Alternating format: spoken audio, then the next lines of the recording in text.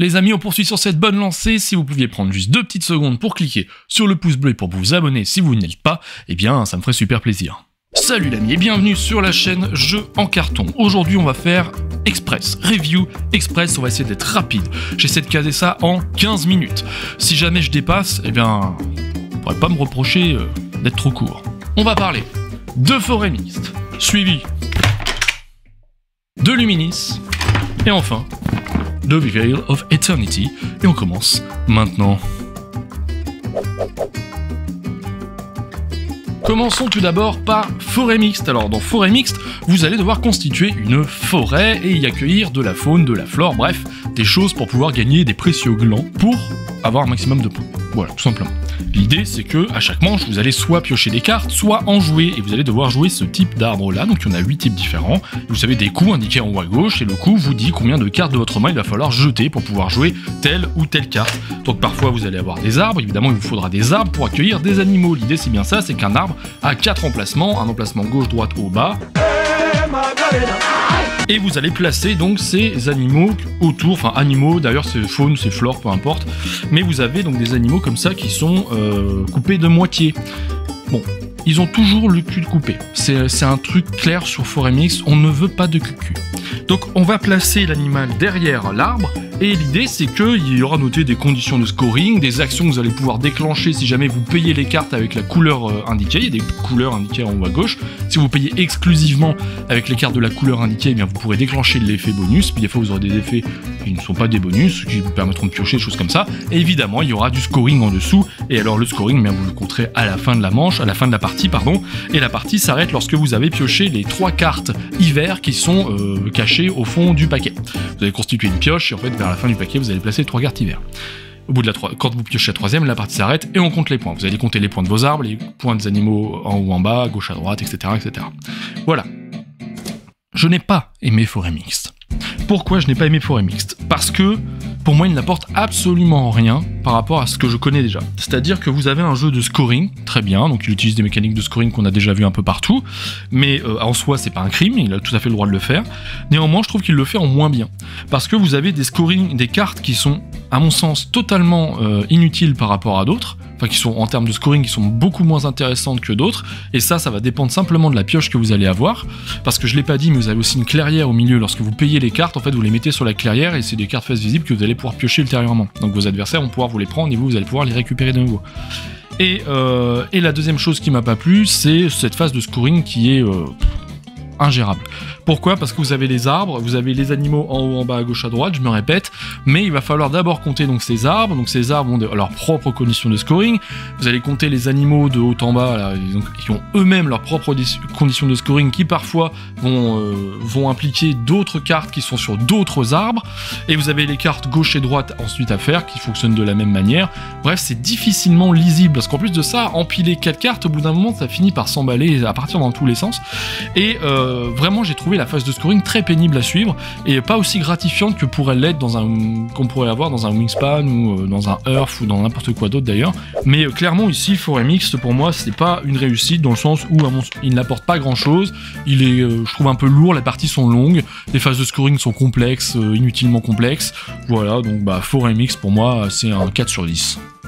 On va parler de Luminis ensuite. Luminis est un jeu de construction de moteur tout à fait standard comme vous pouvez avoir dans un Splendor, c'est-à-dire que vous allez devoir construire une cathédrale en 4 niveaux. Le premier qui construit la flèche, donc le 4e et dernier niveau, remporte la partie, ni plus ni moins, il n'y a pas de condition de scoring en plus.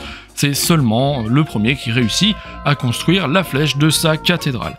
Comment ça va se passer? Eh bien c'est simple, à chaque tour vous allez soit piocher une carte comme celle-ci, soit vous allez pouvoir la poser. Pour pouvoir la poser, eh bien il faut avoir les ressources qui sont indiquées en bas à gauche de chaque carte. Donc au début forcément vous n'en avez pas. Donc qu'est-ce que vous allez faire? Eh bien vous allez pouvoir jeter des cartes, donc c'est-à-dire des cartes que vous allez récupérer pour récupérer les ressources qui sont indiquées au centre multipliées par 2. Donc c'est une manière de récupérer rapidement des ressources, mais la carte vous la perdez donc vous ne pouvez pas la construire, il faudra la reprendre comprendre ultérieurement.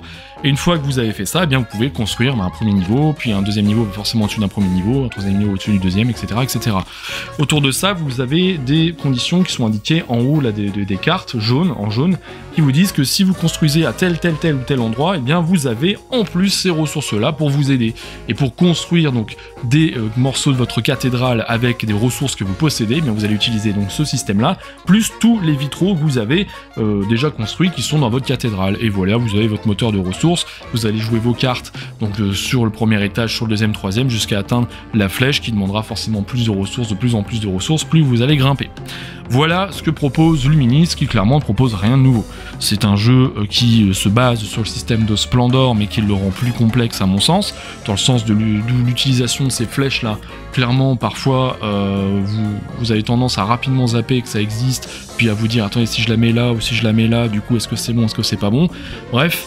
Vous avez un système à la Splendor, mais moins joli que Splendor, un système à la Splendor, mais plus complexe que Splendor, et un système à la Splendor, mais moins fun.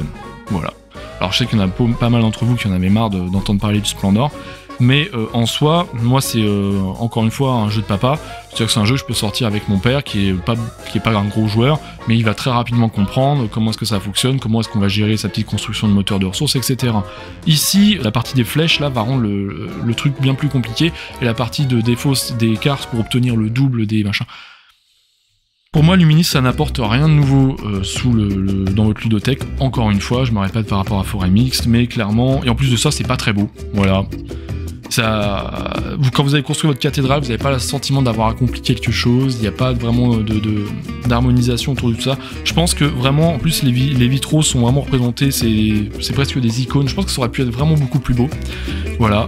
Maintenant, c'est ce que c'est, hein, Luminis. Pour moi, Luminis, c'est un 3 sur 10. Et enfin, on finira avec Veil of Eternity, donc qui est un jeu de collection de cartes et de gestion de main, dans lequel à chaque manche il va falloir que vous draftiez des cartes, donc sur du draft ouvert, c'est-à-dire que vous allez avoir des cartes qui vont être révélées entre tous les joueurs, et chaque joueur va devoir placer son petit jeton dessus, histoire de dire, voilà, cette carte, je la veux, je veux me l'approprier, et ensuite, donc chacun va faire ça, et ensuite on passe sur les phases d'action où chaque joueur, en commençant par le premier joueur, va résoudre des actions en fonction donc des cartes qu'il aura sélectionnées. Ces cartes, il va pouvoir les vendre pour récupérer donc ces sortes de gemmes là qu'il pourra utiliser plus tard. Il va pouvoir les récupérer dans sa main, pardon. Il va ensuite pouvoir les jouer, donc jouer celles-ci ou en jouer d'autres en payant. Pareil avec les gemmes qu'il aura déjà récupérées au préalable, et vous allez donc de cette manière-là construire votre moteur de points, parce qu'on est bien sur un jeu de construction de moteur, c'est-à-dire que vous allez donc construire votre jeu devant vous et vous allez scorer en fonction des différentes conditions qui sont indiquées sur les cartes. Alors c'est très généraliste ce que je suis en train de dire, mais l'idée c'est quoi? C'est que en fonction déjà de la famille de la carte, vous avez des familles par exemple roses ici, famille verte, bref, les familles roses vont privilégier la pioche de cartes par exemple. D'autres familles privilégieront les interactions entre les joueurs en demandant à un joueur de détruire l'une de ces cartes. Et vous avez donc différents types de cartes qui vous proposeront des manières différentes d'aborder votre jeu. Vous allez parfois scorer un max en fonction des ressources que vous aurez à un moment donné. Parfois, je vous dis, vous allez donc embêter un petit peu les autres joueurs, parfois vous allez piocher énormément, payer moins cher les cartes que vous allez jouer, bref, chaque partie est différente dans Veil of Eternity. Les différents twists très intéressants, vous ne pouvez pas avoir plus de 4 ressources comme celle-ci pour pouvoir payer. Alors ça peut paraître rien si on ne connaît pas le jeu, ça fait vraiment partie du sel en fait qui est apporté par Veil of Eternity, c'est qu'il va falloir gérer vos ressources, parce que vous pouvez avoir 4 gemmes de niveau 1, mais ne pas avoir suffisamment de ce qu'il faut pour pouvoir en payer une plus chère. Vous allez également gérer le nombre de cartes que vous allez pouvoir jouer dans votre, dans votre zone de jeu, et ça c'est intrinsèquement lié au nombre de manches que vous aurez joué. À la première manche, vous ne pourrez jouer qu'une seule carte dans votre zone de jeu, donc les autres vous les conserverez en main. Deuxième manche, 2 cartes, troisième manche, 3 cartes, etc. Sauf que pour retirer des cartes de votre zone de jeu, si jamais vous ne les voulez plus, eh bien c'est un peu plus compliqué que ça, il faut avoir le bon effet dans d'autres cartes que vous allez jouer, bref.